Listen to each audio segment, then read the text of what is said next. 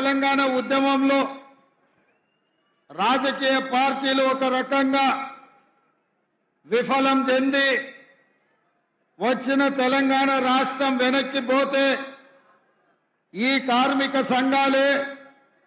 ప్రధానంగా సింగరేణి, ఆర్టీసీ, విద్యుత్ కార్మిక సంఘాలు వేలాదిగా ఈ కార్మికులు సకల జనుల సమ్మెను చేపట్టి ఢిల్లీ ప్రభుత్వాన్ని ఒప్పించి మెప్పించి తెలంగాణ రాష్ట్రాన్ని సాధించి ఈరోజు మనం సగర్వంగా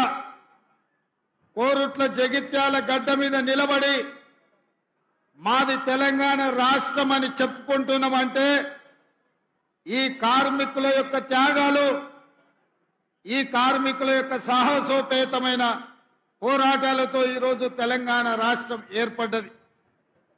మిత్రులారా, నిజామాబాద్ పార్లమెంటు నియోజకవర్గం నుంచి